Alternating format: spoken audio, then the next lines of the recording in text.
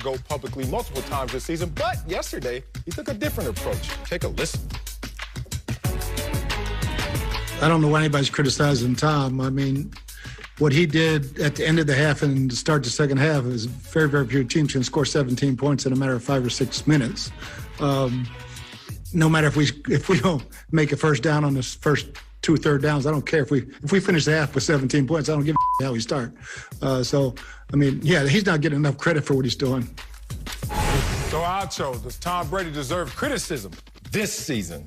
Absolutely. Unlike what Colin ended the show with, talking about we in the hood, he was on to something. He was on to something. Right. If you get praised as the GOAT, which we do, we praise Tom Brady as the GOAT. If we give Tom Brady a pass because he's the GOAT, which we do, we give him a pass at times because he's the GOAT. Remember when Tom Brady berated his teammates on Thursday Night Football, I believe it was against the Chicago Bears, cussing everybody out except for himself? Marcellus, you came on the show and you said he can do that. He's the GOAT. He's earned that right. Well, if we gonna give him praise because he's the GOAT, and we gonna give him a pass because he's the GOAT, oh, he gonna get this criticism like the GOAT too. Okay. He gonna get this criticism like the GOAT too. Marcellus, he came to Tampa Bay not to win regular season games. But more than that, because we in the regular season, so he came to Tampa Bay, that is Tom Brady, not to beat bad teams.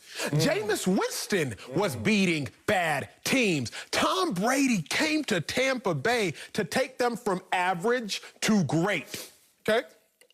Tom Brady not doing that. Not doing that? He's not doing that. You know that for fact, I do. Okay. I do, because what we have seen is what we have seen. And the big eye in the sky, it don't lie. Let's talk about the full screen the last 2 seasons.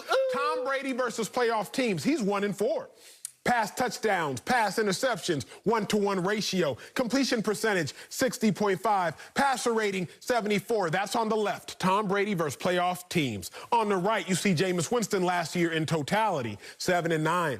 33-30, pass touchdowns, interceptions, nearly 1-to-1, a little bit better. Completion percentage, a little bit better than Brady's. Passer rating, a little bit better than Brady's. I know what you're saying. You're going to say, Acho, how dare you compare Jameis Winston's whole body of work to Tom Brady versus playoff teams? You know me well. And I'm going to tell you exactly why. Because Tom Brady is here and Jameis Winston is here. Because Tom Brady's a Hall of Famer and Jameis Winston is a backup. Because Tom Brady's the greatest quarterback of all time and Jameis Winston is currently in bust territory of #1 overall picks. Bang. So I am going to compare Tom Brady versus playoff teams to Jameis Winston versus everybody. Because Tom Brady, you came to Tampa Bay to beat playoff teams. So Marcellus, is Tom Brady deserving of his criticism? Absolutely, because what you came to do, you not doing thus far. Oh, wow. Okay, let me simplify what you just said there, because I don't think it was inaccurate. I just think it wasn't as detailed as necessary. Every single player that steps on the field between the white lines deserves some level of criticism, because it's a human being. None of us are perfect, so we all contribute to the wins, and we all contribute to the losses. Yep. Tom Brady is the GOAT, and we know that criticism is the cost of praise. And no player has been praised more than the most accomplished player ever in Tom Brady, the GOAT. With that said, let's not exaggerate. Let's not get excessive with this. And it sounds like your take was being excessive. Let's pour some on Tom Brady, because of right now, we don't think this team is great. And Tom Brady, you were brought there to make this team great. Yes, sir. But Tom Brady will retort, hey, Acho. He don't even know your name. He gonna say, Acho, I seen you on TV. Sam? No? Oh, okay. Emmanuel, he'll say this. You know what I'm brought to do? Win championships. And guess what, Acho? I don't even win them every year. Guess what, Acho? I don't even win them every other year. But it sounds like you have a declaration out in the universe that Tom Brady goes to a team, Tampa Bay, first year, new coach, new system, new players, and he's supposed to win this year. We don't know how that's going to play out, but right now, Tom Brady always puts the ball in the regular season to what matters most to Tom Brady, the postseason. That's why I don't understand your take. I don't understand why you got so much bass in your voice in the regular season. I'm 30 now. Oh, that's what happened? My dog dropped. So, look, they're a 6th seed right now. They're in position to do everything that they want to do. They're establishing a winning culture. They're establishing a winning philosophy. Let me take you back to the bye week when Bruce Arians and Tom Brady were out golfing, or at least setting up golf. That's what they just kept talking about. Remember I told you about the foursome I was a part of? So anyway, they're golfing, and they come to a realization that, hey, Bruce Arians, you keep talking about play calling. I get it, dog. I'm in the playbook. I'm Tom Brady. I get this playbook. But you're not understanding my philosophy. Remember, 2 weeks ago, I came up here talking about Tom Brady, Bill Belichick, who always highlight the middle 4 minutes. Last 2 minutes before half, first 2 minutes after half, right? Belichick was the king of winning those moments right there. And Bruce Arians now comes out after a game and says this. Look, what he did at the end of the half and to start the second half against Minnesota, score 17 points.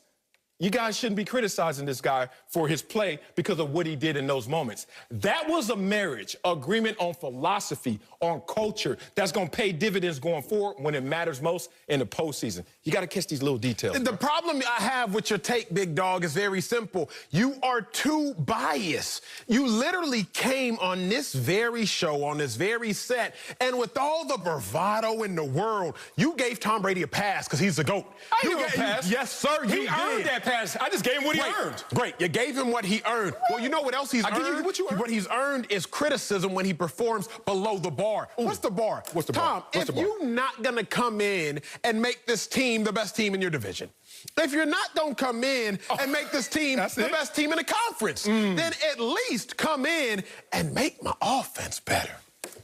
At least come in and make my offense better than it was last year. The Bucs offense right now, 17th ranked. Last year, they were 3rd ranked. Now, the Bucs defense this year is 7th ranked. Last year, they were 15th ranked. I get that. The defense has vastly improved. But Tom Brady, if you're not going to come in and instantly start beating playoff teams, because Jameis Winston was 0-6 versus playoff teams. He couldn't beat playoff teams either last year. But Tom Brady, you 1-4 versus playoff teams. So you can't beat playoff teams either. Jameis Winston was 7-3 versus non-playoff teams. Tom Brady, you 7 or 6-1 versus non-playoff teams. So really, what you out here doing? Marcellus Wiley, I have another full screen for you. I didn't want to beat you down with the full screens, but I got to beat you down how I can beat you down. Let's talk about Tom Brady's ranks this season. Is he 5th in the NFL at interceptions? Wait a second. Oh, really? I thought we was bringing you in here to not throw these picks, because Jameis was 1st in the league last year in picks. Tom Brady, you 5th? You got more picks than Daniel Jones and Matt Stafford. Tom Brady, are you 21st in pass yards per attempt? Wait a second. That's worse than Cam Newton. Tom Brady, are you 25th in completion percentage?